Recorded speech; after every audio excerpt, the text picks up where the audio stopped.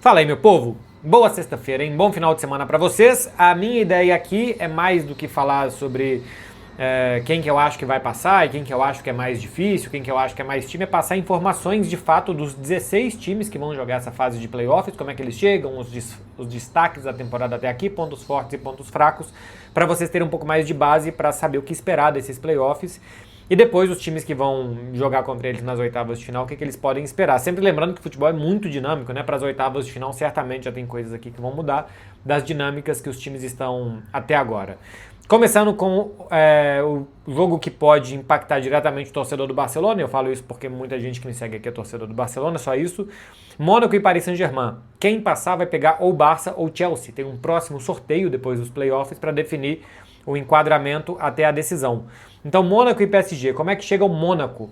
Só 5 vitórias nos últimos 15 jogos, trocou de técnico, é uma temporada ruim do Mônaco, que está no meio da tabela do campeonato francês, acabou de tomar um 6-1 do Real Madrid, né, na Liga dos Campeões.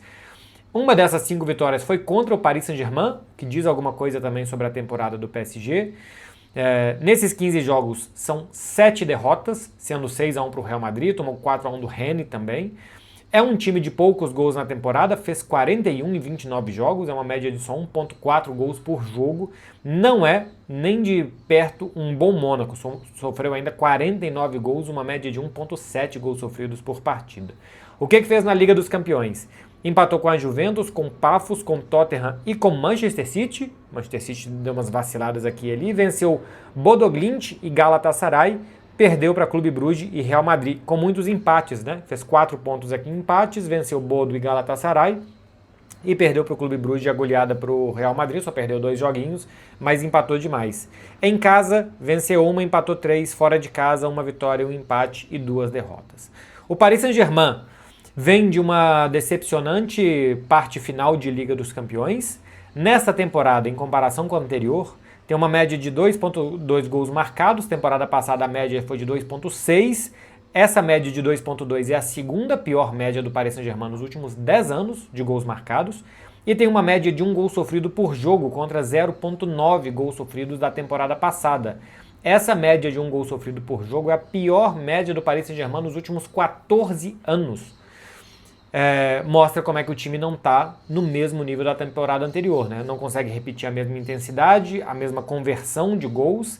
É um time com mais lesões, mais cansado por conta de basicamente não ter tido férias depois da Copa do Mundo de Clubes e já emendou com Supercopa da Europa, teve Mundial, enfim.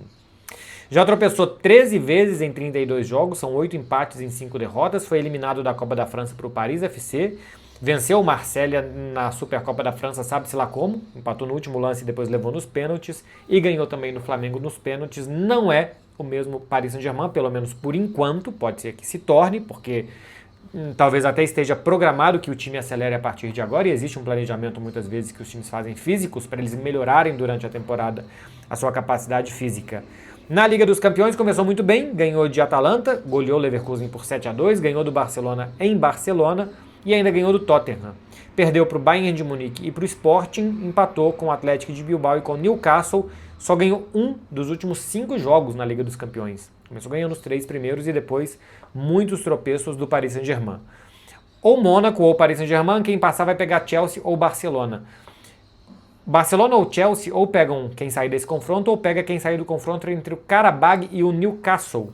O Qarabag, nessa Liga dos Campeões, venceu o Benfica, o Copenhagen e o Eintracht Frankfurt, empatou com o Chelsea, 2-2, eu inclusive transmiti esse jogo, perdeu para o Atlético de Bilbao, para o Liverpool na última rodada, para o Napoli e para o Ajax, 4 derrotas, mas conseguiu aí 3 vitórias e um empate, fez 10 pontos.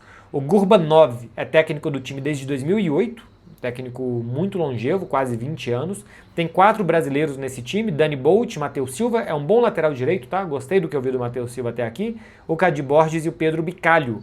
Para o pessoal que acompanha aqui o canal, que é de Cabo Verde, os cabo-verdianos, Leandro Andrade, pode deixar aqui nos comentários o que vocês acham dele.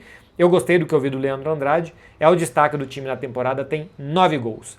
O Newcastle, assim como o outro ano, 2023-24, quando disputou a Liga dos Campeões, tem muita dificuldade de disputar a Liga dos Campeões e a Premier League, é só o 9º colocado, está no meio da tabela na Premier League, perdeu para Barcelona e Olympique de Marselha, são só 2 derrotas nessa primeira fase. Venceu o Union Saint-Gilloise, o Benfica, o Atlético de Bilbao e o PSV. Empatou com o Leverkusen e com o Paris Saint-Germain para se classificar.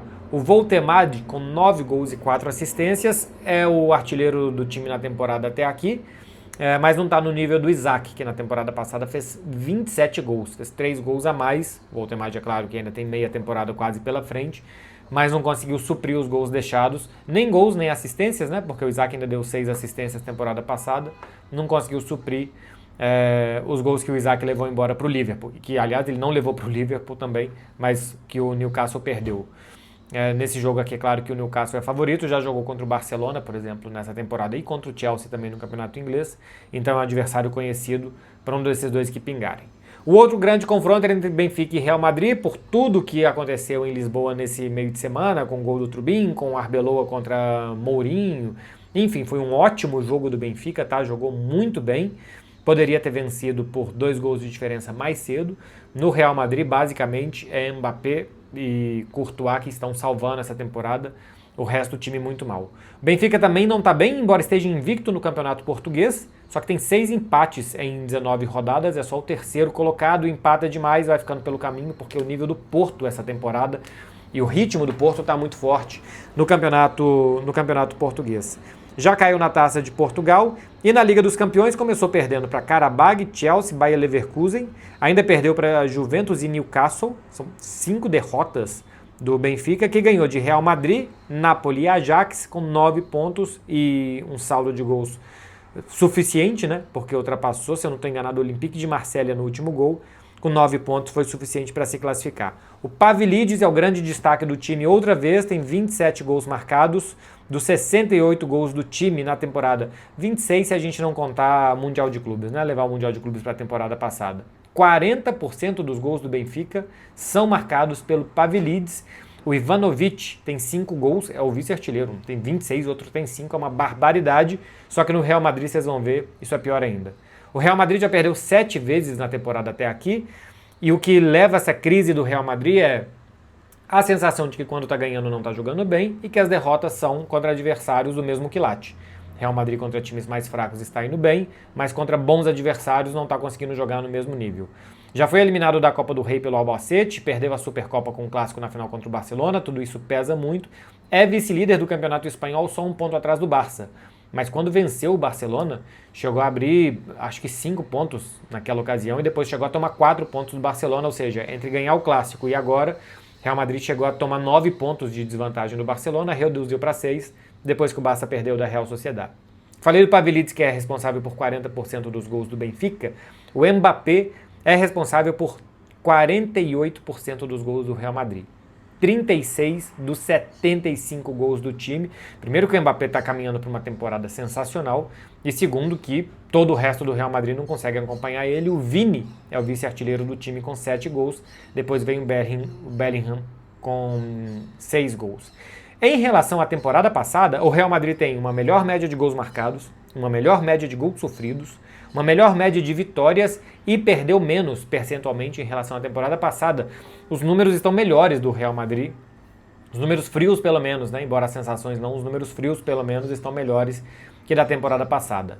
Na Liga dos Campeões ele venceu o Olympique de Marselha, o Kairat, a Juventus, o Olympiacos e o Mônaco, conseguiu 5 vitórias, mas perdeu os jogos grandes. Perdeu para Liverpool, para Manchester City e perdeu a última rodada para o Benfica, por isso caiu dos 8 primeiros para a repescagem. Além dessas 3 derrotas, ele ainda perdeu para Barcelona e Atlético de Madrid, clubes que ele também venceu essa temporada, perdeu do Atlético 5-2 no Espanhol e ganhou 2-1 na Supercopa. E para o Barcelona ele ganhou 2-1 no Campeonato Espanhol e perdeu 3-2 na Supercopa. São essas 5 derrotas, mais o Celta de Vigo e o Albacete, as 7 derrotas no Real Madrid na temporada, ou seja, 5 das 7 derrotas contra adversários grandes, o Albacete que era uma crise absoluta, e a derrota para o Chelsea. Quem passar de Benfica e Real Madrid vai jogar contra o Sporting de Portugal ou contra o Manchester City. E Sporting ou Manchester City, quem não pegar o vencedor de Benfica e Real Madrid, pega o vencedor de Bodoglimt e Inter de Milão. O Bodoglimt é uma surpresa pelo que fez nas 2 últimas rodadas, venceu Manchester City e Atlético de Madrid, são as 2 únicas vitórias nas 2 últimas rodadas do Bodoglimt, não tinha vencido até a rodada 6 e ainda assim deu para se classificar. Empatou com o Borussia Dortmund, com o Tottenham e com o Slavia Praga. Era, cá entre nós, uma tabela muito ruim, né? Tottenham, Dortmund, City, Atlético de Madrid, e ainda conseguiu um empate com o Slavia Praga. Perdeu para o Galatasaray, para o Mônaco e para a Juventus. Não era uma tabela nada fácil, a do Bodo Glimt. A Inter de Milão já perdeu 7 vezes nessa temporada, mas ganhou 23, assim como o Real Madrid. Em comparação com a temporada passada, uma melhor média de gols marcados, 2.2 versus 1.9, melhorou bem os gols marcados da Inter. Uma melhor média de gols sofridos, 0.9 versus 1 da temporada passada. Melhor média de vitórias e melhor média de derrotas. Só perdeu 2 vezes nos últimos 15 jogos a Inter de Milão, com 11 vitórias nesse período. Eu fiz um jogo da Inter contra o Liverpool, a Inter perdeu em casa de 1-0, é uma dessas 2 derrotas, e eu achei o time ali muito frio. Teve alguns bons momentos, mas não era um time que pressionava e que conseguiu se impor contra o Liverpool. Em relação à temporada passada, né, trocou o técnico, saiu o Simone Inzaghi, chegou o Kivu. O Dumfries, muito importante na campanha anterior, está lesionado desde novembro, um problema no tornozelo. O Luiz Henrique, que chegou agora, um atacante que estava no Olympique de Marselha brasileiro, está jogando como um ala direito bastante avançado, já jogou mais do que o Dumfries. O Akanji está jogando no lugar do Pavard. O Bissek está revezando com o Acerbi, aí o Akanji joga como zagueiro central e o Bissek como zagueiro pela direita. E o Zielinski vem revezando com o Mkhitaryan. Existe um maior revezamento no meio campo, mas é basicamente o Zielinski ganhando um pouco a vaga do Mkhitaryan. O Çalhanoğlu e o Barella são um pouco mais fixos nesse meio campo da Inter de Milão, que tem Lautaro e Marcos Thuram de novo como seus 2 grandes atacantes. A Inter de Milão, que na Liga dos Campeões venceu os 4 primeiros jogos, porque eram 4 jogos que tinha que ganhar: Slavia Praga, Ajax, União Saint-Gilloise e Kairat. E depois chegaram os jogos grandes, perdeu do Atlético de Madrid, perdeu do Liverpool, perdeu do Arsenal, os 2 ingleses em casa, e depois foi ganhar do Borussia Dortmund fora de casa. A Inter me gera dúvidas nos jogos grandes até aqui na temporada, e a Liga dos Campeões mostra isso. Clube Bruges e Atlético de Madrid. Quem passar disso daqui pega Tottenham ou Liverpool nas oitavas de final. O Clube Bruges já trocou de técnico durante a temporada, venceu o Mônaco, o Kairat e o Olympique de Marselha, ganhou na primeira rodada e depois foi ganhar na 7ª e na 8ª. No meio disso, empatou com o Barcelona em casa, aquele 3-3, perdeu do Atalanta, do Bayern, do Arsenal e do Sporting. Com 4 derrotas, ainda assim, deu para se classificar. Fora de casa tomou 10 gols dos 17 que tomou, e em casa fez 10 gols dos 15. É um time mais forte em casa, marca mais gols, é mais sólido em casa do que fora. Primeiro jogo é na Bélgica e o segundo jogo na Espanha. O Atlético de Madrid é um time bem irregular na temporada até aqui. Tem 60 gols marcados em 32 jogos, uma média inferior a 2 por jogo, não é uma média boa. O Julián Álvares não faz uma grande temporada, tem 11 gols, é o artilheiro do time, mas 11 gols é pouco para o Julián Álvares nesse momento da temporada. O Griezmann e o Sorloth têm 10 gols cada um, são os vice-artilheiros. Na Liga dos Campeões, venceu o Eintracht Frankfurt, o União Saint-Gilloise, a Inter e o PSV, e perdeu para Liverpool, Arsenal e o Bodo Glimt na última rodada, além de ter empatado com o Galatasaray também na penúltima rodada. O Atlético de Madrid não está jogando bem ultimamente, e essas 2 últimas rodadas da Liga dos Campeões em um espaço de uma semana fizeram com que um time que está sem tração não chegasse bem na hora de decidir. Contra os grandes, ele mostra que é capaz de vencer, por exemplo, ganhou do Real Madrid e da Inter, mas também perdeu do Real Madrid, perdeu do Barcelona, perdeu do Liverpool, perdeu do Arsenal. É um time que nos jogos grandes também vem faltando mais do Atlético de Madrid. Contra a classe média, é capaz de ganhar de PSV, de Eintracht Frankfurt, mas também é capaz de perder de Bodo Glimt, de empatar com o Galatasaray, ou seja, contra os grandes não consegue bons resultados e contra os médios vem tropeçando. Uma temporada só razoável do Atlético, pelo menos até aqui. Tottenham ou Liverpool ou vão pegar o Atlético de Madrid ou o Clube Bruges, ou quem passar de Galatasaray e Juventus. O Galatasaray é um time de jogadores com muito nome, mas com pouco rendimento no Galatasaray. Perdeu do Eintracht Frankfurt, do União Saint-Gilloise, do Mônaco e do Manchester City. Foi capaz de ganhar do Liverpool, do Bodo Glimt, do Ajax e empatou com o Atlético de Madrid. Cá entre nós tem uma grande vitória sobre o Liverpool, mas ganhar do Bodo Glimt e do Ajax é ok, empatar com o Atlético de Madrid também é só ok. E perder aqui de Eintracht Frankfurt, de União Saint-Gilloise e de Mônaco fizeram com que o Galatasaray, que tinha uma boa tabela, de difícil aqui mesmo, tinha City, Liverpool e Atlético de Madrid, e ele conseguiu fazer 4 pontos desses 9 difíceis, mas nos pontos mais fáceis o Galatasaray não conseguiu render. O Osimhen, o artilheiro do time, tem 13 gols, o Icardi tem 10, o Yilmaz 7 e o Sané 6, são os destaques ofensivos. É um elenco que tem o Davinson Sanches, aquele zagueiro que jogou no Tottenham, tem o Gabriel Sara, brasileiro, tem o Lucas Torreira, que passou pelo Arsenal e tal, o Yusuf Demir, que chegou a jogar no Barcelona, tem o Gundogan, o Lemina, tem o Jacobs, que é um lateral direito que jogava no RB Leipzig, e o Singo, um zagueiro que eu gosto dele, que estava no Mônaco na temporada passada. Tem bons jogadores, aqui é mais o nível mesmo de jogo que esse time consegue mostrar, mas tem bons jogadores. Galatasaray joga contra a Juve, que vem mudando durante a temporada, a defesa vem regulando, 27 gols sofridos em 31 jogos, só que o ataque só fez 51 gols, tem uma média de menos de 2 gols por jogo.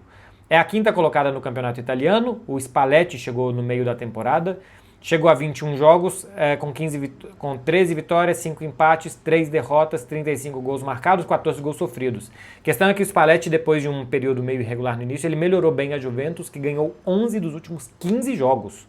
Vem jogando bem, acho que estando mais sólida a Juventus nesse momento com o Spalletti. Na Liga dos Campeões, empatou com o Borussia Dortmund, com o Villarreal, com o Sporting, com o Mônaco, 4 empates. Ganhou do Bodo Glimt, do Pafud e do Benfica, ganhou os jogos que tinha que ganhar aqui, o Benfica um pouco mais difícil, e só perdeu uma, só perdeu do Real Madrid, 1-0 em Madrid, que era um jogo que podia cair para qualquer lado, tá? Real Madrid ganha com o gol do Bellingham, mas a Juventus aquele dia teve boas oportunidades de vencer também. O Yildiz é o artilheiro do time com 9 gols, é muito bom jogador, e acho que o Jonathan David, é a grande decepção até aqui na temporada. 30 jogos, 16 como titular, só fez 7 gols. O Vlahovic tem um gol a menos do que ele, quase 600 minutos menos. 600 minutos é quase 7 jogos inteiros, que o Vlahovic tem menos do que o Jonathan David, e tem só um golzinho a menos. Olho no Bremer, hein? O Bremer, que vem se lesionando muito nos últimos anos, foi titular nos últimos 9 jogos, está jogando muito bem, foi muito elogiado pelo Spalletti. É um zagueiro talvez para ficar em conta para a Copa do Mundo, tem experiência, inclusive, teve no grupo de 2022, né? É muito bom zagueiro o Bremer e está tendo uma boa sequência física também em um bom momento da Juventus, ajudando esse bom momento da Juve. Então é bom ficar de olho no Bremer e nessa Juventus mais competitiva. Eu acho que é o time que pode acelerar e ser uma surpresinha aí a partir desse playoff, quem sabe oitavas de final da Liga dos Campeões. Lembrando que quem passar de Galatasaray e Juventus ou vai jogar contra o Tottenham ou vai jogar contra o Liverpool, vai ter um próximo sorteio. Indo aqui para o último enquadramento, né, que são mais 2 jogos, Borussia Dortmund contra Atalanta. Quem passar, pega a pedreira, os primeiros colocados, Arsenal ou Bayern de Munique. O Borussia Dortmund só perdeu para o Bayern na Bundesliga, só perdeu um confronto direto, só que empatou muito, venceu 12 dos 19 jogos, tem 6 empates na Bundesliga. O Guirassy e o Brandt são os artilheiros do time, o Guirassy tem 11 e o Brandt tem 10 gols na temporada até aqui. Na Liga dos Campeões, empatou com a Juve, empatou com o Bodo Glimt, ganhou do Atlético de Bilbao, do Copenhague e do Villarreal, ganhou os 3 jogos que em teoria não seriam mais fáceis, né? Porque Atlético de Bilbao e Villarreal deveriam ter feito mais, é que decepcionaram, e perdeu os jogos difíceis, Manchester City, Tottenham e Inter de Milão. Foi só uma primeira fase ok do Borussia Dortmund. Tivesse conseguido um pouquinho mais contra Tottenham e Inter nas 2 rodadas finais, teria se classificado sem problemas entre os 8. A Atalanta tem essa temporada a volta do Scamacca, atacante que na temporada passada se lesionou logo no início, ficou a temporada toda fora. O Retegui manteve um bom nível durante a temporada anterior. É o artilheiro do time, só tem 8 gols marcados. A Atalanta divide bastante os gols, mas não é um time que está fazendo muitos gols. O Lookman, atacante nigeriano, que eu gosto muito, que fez boa temporada passada, só tem 3 gols e 2 assistências em 19 jogos. É uma temporada decepcionante, em números pelo menos, do Lookman até aqui. Trocou de técnico, né? Saiu o Gasperini e entrou o Palladino, de 41 anos. Era técnico da Fiorentina temporada passada, fez a Fiorentina jogar bem. Eu lembro que eu assistia jogos da Fiorentina para ver alguma coisa do Arthur Melo e tal. E o Palladino, enquanto esteve lá, fez a Fiorentina fazer bons jogos. Gostei da Fiorentina na temporada passada. A Atalanta é só a 7ª colocada no campeonato italiano, não consegue ter o mesmo nível de temporadas anteriores. Então, aquela Atalanta sempre forte, muito intensa e tal, já praticamente não existe mais, é um outro time. Na Liga dos Campeões, ganhou do Clube Bruges, do Olympique de Marselha, do Frankfurt e do Chelsea na penúltima rodada, uma muito boa vitória, na antepenúltima rodada, né? Na 6ª rodada, uma muito boa vitória da Atalanta. Perdeu para o Paris Saint-Germain na estreia, perdeu do Atlético de Bilbao e perdeu do Union Saint-Gilloise, empatou com o Slavia Praga. Tropeços da Atalanta no finalzinho da Liga dos Campeões, né, nas 2 últimas rodadas. Tomou uma virada em casa do Atlético de Bilbao e perdeu na última rodada do Union Saint-Gilloise. joga o Atalanta lá para baixo, para um confronto difícil, muito equilibrado contra o Dortmund, e se passar, pega Arsenal ou Bayern de Munique. Para finalizar, um imperdível Olympiacos contra Leverkusen. Quem passar pega o outro Arsenal ou Bayern de Munique, né? Ou o Atalanta ou o Dortmund vai pegar um e o outro vai ser o Olympiacos ou o Leverkusen. O Olympiacos que teve uma tabela bastante complicada, perdeu de Arsenal, Real Madrid e Barcelona, empatou com Pafos e PSV, dois adversários que aquele até podia ter vencido, e ganhou os 3 jogos finais. Chegou na quinta rodada sem ter ganhado de ninguém, ganhou de Kairat, Leverkusen e Ajax. Teve aqui Arsenal, Real Madrid e Barcelona complicados, mas depois Pafos, PSV, Kairat, Ajax, times que o Olympiacos conseguiu aqui os seus pontos para se classificar, com 11 pontos conquistados. O Kaabi e o Taremi são os destaques do time, fizeram 29 dos 62 gols do time na temporada. Esse Kaabi é bom atacante mesmo, acho que ele marcou contra o Barcelona, acho que marcou também contra o Real Madrid. O Taremi já é bastante conhecido, né, atacante iraniano, mas esse Kaabi é bom jogador.